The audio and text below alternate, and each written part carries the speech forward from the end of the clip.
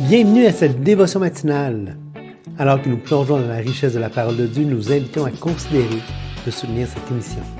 Votre générosité est essentielle pour nous aider à développer différentes ressources de formation pour apprendre et grandir comme disciples de Jésus. Merci d'être une bénédiction pour ce ministère. Que Dieu vous garde. Tout le monde, Ah ben bien le bonjour. bienvenue à cette nouvelle dévotion matinale avec Julie et Patrice. Effectivement. Et aujourd'hui, Patrice, on continue dans la deuxième épître de Timothée et nous sommes rendus au verset 19. Néanmoins, le solide fondement posé par Dieu subsiste avec ces paroles qui lui servent de sceau. Le Seigneur connaît ceux qui lui appartiennent, et quiconque prononce le nom du Seigneur, qu'il s'éloigne de l'iniquité. Dans une grande maison, il n'y a pas seulement des vases d'or et d'argent. Il y en a aussi de bois, de terre. Les uns sont des vases d'honneur, les autres sont d'un usage vil. Si donc quelqu'un se conserve pur en s'abstenant de ces choses, il sera un vase d'honneur, sanctifié, utile à son maître, propre à toute bonne œuvre. Patrice, ici dans ce passage-là, en entrée de jeu, ce que je vois, c'est vraiment la distinction entre le salut et le service. Absolument. Oui. Parce que ça commence vraiment en disant, écoute, il y a un solide fondement qui reste debout, Ouais. qui subsiste. Le Seigneur connaît ceux qui lui appartiennent. Tu as accepté Christ comme ton sauveur, tu lui appartiens, tu as été placé en Jésus-Christ. Exact. Et ça, c'est un statut. Là, il dit ensuite, il continue en disant, quiconque prononce le nom du Seigneur, qu'il s'éloigne de l'iniquité. Il dit maintenant que tu lui appartiens, éloigne-toi de l'iniquité. Exact. Et là, c'est intéressant parce que les vases dont il est question dans les versets qui suivent, Oui. ils sont tous dans la maison. Exactement. Oh oui. Et c'est vraiment... dans une grande maison, il n'y a pas seulement des vases d'or et d'argent, mais il y a aussi de bois et de terre. Les uns sont des vases d'honneur et les autres sont d'un usage vil. Donc, il est vraiment en train d'exprimer que parmi tous les vases, il y en a de différentes catégories. Et là, on pourrait dire, ouais, OK, mais c'est pas de leur faute à ces vases-là. Si c'est un vase d'honneur ou si c'est un vase vil. Mais c'est magnifique, le texte ne s'arrête pas là. Exact. Et on l'a mentionné à plusieurs reprises. On croit vraiment à l'importance de la foi qui change tout. Le moment où tu places ta confiance en Jésus-Christ seul pour la vie éternelle. Ce matin, j'écoutais une vidéo récapitulative de la marche pour Jésus qui a eu lieu en 2019. Et il y avait des gens de tout horizon, de toute culture, et l'intervieweur, celui qui faisait l'émission, posait la question à tous et chacun, ben pourquoi tu participes à la marche pour Jésus? Et la réponse qui revenait, mais parce que Jésus a tout changé. Il a tout payé, son sacrifice a fait toute la différence. Et tout ce que ces gens-là ont eu en commun, c'est qu'ils ont placé leur foi en Jésus-Christ. En Jésus-Christ. Et là, une fois que c'est fait, une autre chose qu'on a mentionné plusieurs fois dans nos dévotions, Patrice, et je pense que ça nous tient vraiment à cœur, c'est que notre marche fait une différence. Ouais. Dieu ne nous a pas appelés, pour prendre une expression québécoise, nous ne sommes pas nés pour un petit pain Oui. Et, dans le Seigneur. oui, et regardez ce que le texte dit, ce que je trouve fantastique, comme tu dis, c'est que on n'est pas devant une fatalité. Tu sais, le type de vase qu'on est, on n'est pas, Dieu ne nous a pas créés comme ça. Tu sais, bon nombre de personnes vont prendre le passage de Romains 9, 21, 23, qui dit « Le potier n'est-il pas maître de l'argile pour faire avec la même masse un vase d'honneur et un vase d'usage vil? Que dire si Dieu, voulant montrer sa colère, faire connaître sa puissance, a supporté avec une grande patience des vases de colère formés pour la perdition, et s'il a voulu faire connaître la richesse de sa gloire envers des vases de miséricorde et a d'avance préparé pour la gloire. » Alors, beaucoup lisent ce passage-là et se disent « Mais tu vois, certains sont destinés par Dieu à être des vases de colère, d'autres à être des vases préparés pour la gloire. » Mais, avez-vous ce qui est écrit ici? C'est le même thème qu'on voit ici. Si donc, c'est ça? Oui, exactement. Si donc quelqu'un se conserve pur, donc juste ça, là, juste cette phrase-là, là, si donc quelqu'un se conserve pur, dans ça, il y a juste une seule façon de comprendre ce texte-là. Oui. Si tu choisis de te conserver pur. Oui. Si tu te conserves pur, si tu prends les décisions Qui s'impose, oui. pour te conserver Pour pur. te conserver pur. Il n'y a pas de il n'y a pas rien qui indique une prédisposition surnaturelle, prédéterminée ou une fatalité. Ou c'est pas écrit. C'est vraiment écrit si donc quelqu'un se conserve pur. Comment? En s'abstenant de ces choses. Et la notion de s'abstenir, c'est en mettant une séparation entre lui et ces choses. C'est important, là. Ouais. Il sera un vase d'honneur. Il sera un vase d'honneur. Attends.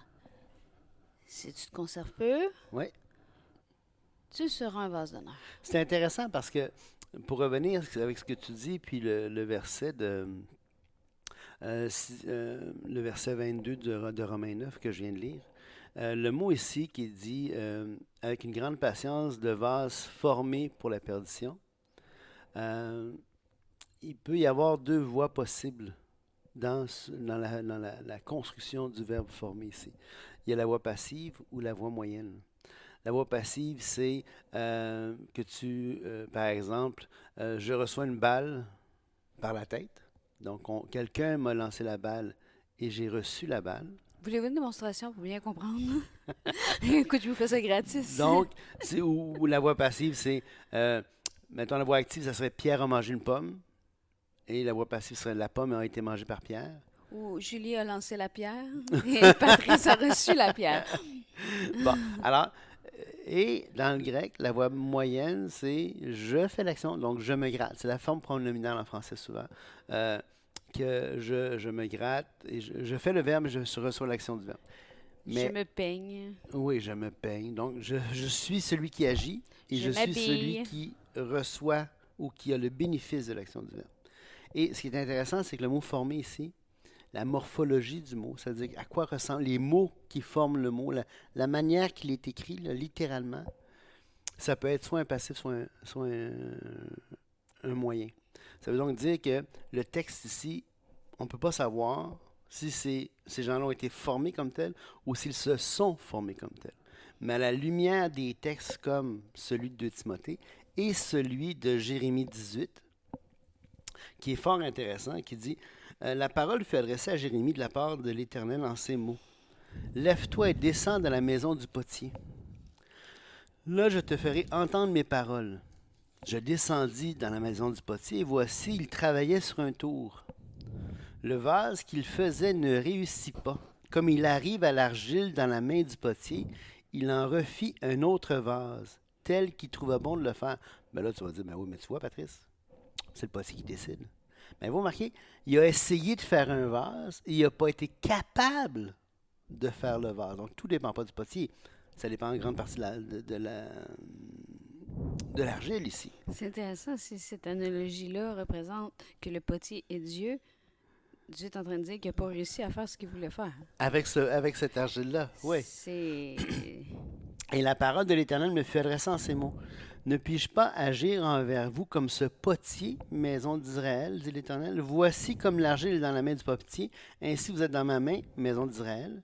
Soudain je parle sur une nation, sur un royaume, d'arracher, d'abattre et de détruire, mais cette nation sur laquelle j'ai parlé revient de sa méchanceté. Je me repens du mal que j'allais lui faire, que j'avais pensé lui faire. Et soudain, je parle sur une nation, sur un royaume, de bâtir et de planter. Mais cette nation fait ce qui est mal à mes yeux et n'écoute pas ma voix. Je me repens du bien que j'avais eu l'intention de lui faire. Parle maintenant aux hommes de Juda et aux habitants de Jérusalem et dis, ainsi parle l'Éternel, je prépare contre vous un malheur et je médite un projet contre vous, que chacun revienne de sa mauvaise voie, réformez vos voies et vos œuvres. Alors, on voit quoi ici? On voit que l'état de l'argile dépend des décisions de l'argile. Hein? Et donc, c'est exactement le même principe. Jérémie 18, 2 Timothée, c'est toute la même idée. Jésus va parler des coupes. Hein? Il faut laver l'intérieur de la coupe. T'sais? Donc, on est responsable du genre de vase qu'on devient. Et c'est intéressant parce que dans tout ça, la présupposition Paul la met ici. Il dit, la met au verset 19. Il dit, néanmoins, le solide fondement posé par Dieu subsiste. Alors, ce fondement-là ne peut pas être enlevé. OK? Par contre, avec ces paroles qui lui servent de sceau, alors il y a un sceau sur la personne. Le Seigneur connaît ceux qui lui appartiennent. Alors, nous, on ne peut pas savoir, avoir le type de vase qu'on a devant nous, si oui ou non la personne appartient à Dieu. Dieu le sait, lui. C'est suffisant.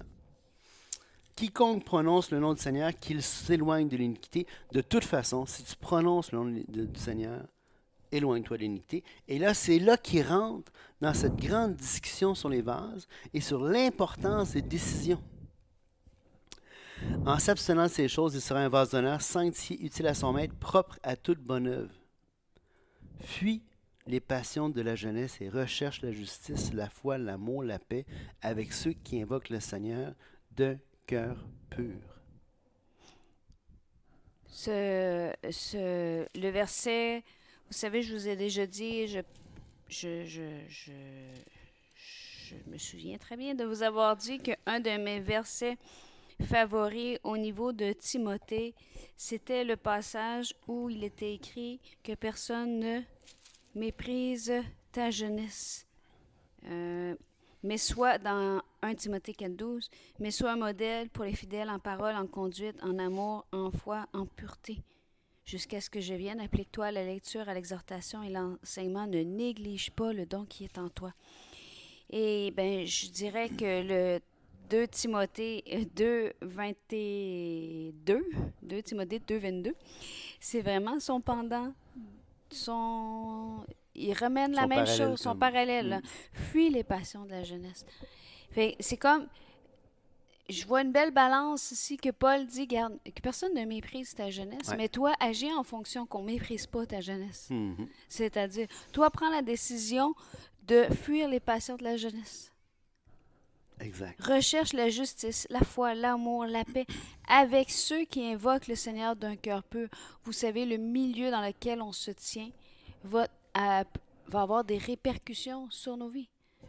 Donc, choisis avec qui tu te tiens, surtout en tant que jeune. Jeune adulte, jeune adolescent, c'est très important de s'entourer de personnes qui invoquent le Seigneur d'un cœur pur. Encore plus pour la jeunesse, parce que la maturité est en cours de formation. Fuis les passions de la jeunesse. Recherche la justice. C'est vraiment un des projets de vie que le croyant doit avoir, c'est-à-dire rechercher la justice. Les conséquences sont réelles, sont vraies d'un côté comme de l'autre.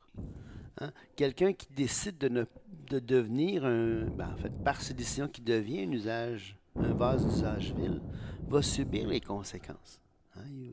Il va avoir les conséquences qui sont propres à ses choix et ses décisions, alors que celui qui décide de se sanctifier et de devenir quelque chose qui est d'un usage, comment il dit ça? D'honneur, sanctifié, utile à son maître, propre à toute bonne œuvre. Ça, c'est un thème qu'on va revoir tout à l'heure, la prochaine fois au chapitre 3. Là. Je ne sais pas si c'est la prochaine fois dans CAM, mais on va le voir bientôt là, au chapitre 3. Comment est-ce qu'on peut devenir ce vase d'honneur sanctifié, utile à son maître, propre à toute bonne œuvre.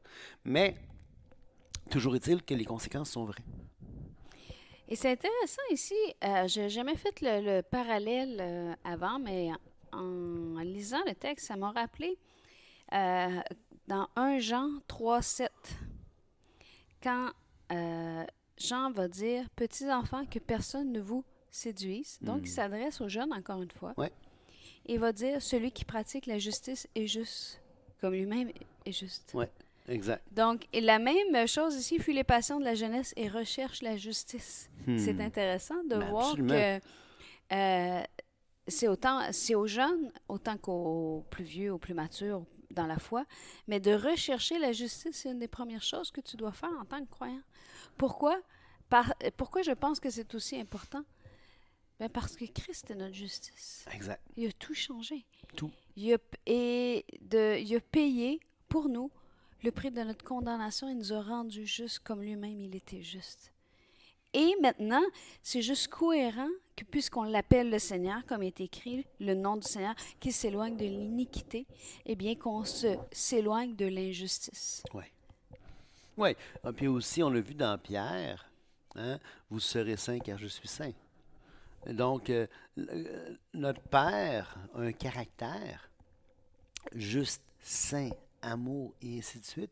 Et il s'attend de ses enfants qu'on modélise ce caractère-là dans notre vie. C'est-à-dire qu'on recherche la justice, qu'on recherche la sanctification, qu'on aime les gens, vraiment. On doit modéliser tout ça dans notre vie. Parce qu'on est image de Dieu sur terre. Bon, l'être humain est image de Dieu sur terre. Mais nous, on est recréé et on est formé à l'image du Christ. Alors, c'est le Christ qu'on doit manifester. Et on est l'image de qui? On est l'image du Seigneur. Donc, ce matin, pour terminer, Oui. ce que j'aurais envie de se dire, de vous dire, c'est que si tu as accepté Christ comme ton sauveur, il y a une chose qui est certaine, tu lui appartiens. Oui. Et maintenant, si dans ta vie, tu te rends compte en regardant, tu te dis, oh, quel genre de vase je suis. Non pas pour te culpabiliser, parce qu'il n'y a plus de condamnation pour celui qui est en Jésus-Christ, mais pour apprendre à marcher d'une manière digne de notre Seigneur. On se rappelle que l'enseignement de la parole est pour nous aider à redresser notre marche et pour nous aider à prendre les bonnes décisions et pour qu'on puisse demander à Dieu de la sagesse dans notre vie. Mais ici, on se rappelle que dans le texte qu'on vient de lire ce matin, il y a un message d'espérance de jour en jour.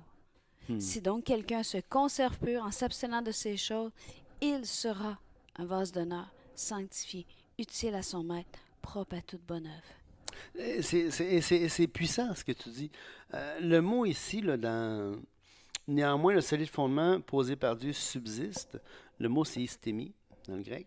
Et c'est un parfait à la voix, un indicatif parfait à la voix active. Ça veut dire quoi? Ça veut dire le temps parfait dans le grec, c'est un temps bien particulier qui dit que l'action s'est produite dans le passé, mais elle a des conséquences qui perdurent. Alors, le fondement que Dieu a placé, il l'a placé dans le passé. Donc, lorsqu'on a placé notre confiance en Jésus-Christ seul pour la vie éternelle, et ce fondement-là, il perdure, il subsiste. Et c'est parfaitement fait. Wow! C'est magnifique. C'est extraordinaire. Ouais, c'est vraiment très beau. Alors, écoutez... Encourageons-nous à fuir les passions de la jeunesse, peu importe notre âge, à rechercher la justice, la foi, l'amour, la paix avec ceux qui invoquent le Seigneur d'un cœur pur. Soyez bénis. Bonne journée. Au revoir.